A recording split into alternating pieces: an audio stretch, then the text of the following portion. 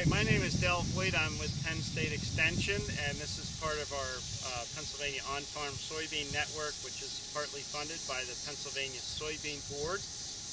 Today we're looking at the results of a deficiency in potassium, and if you scan across the plots, there's different varieties. Every 10 feet there's different varieties, and we're in a section of the field that we have deficiency in potassium, and you can see that some varieties respond differently than others as you look across here, where this one's severely impacted by potassium.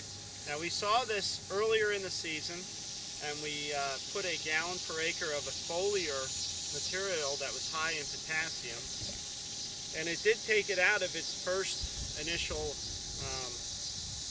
deficiency symptoms, but it came back later in the season.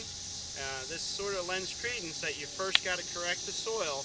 You can't correct it using a foliar product. It has to be, the potassium levels in the field should be at that 2 to 5% on your soil test, and if not, a foliar product is not going to bring you out of it. We need to add additional potash at high levels.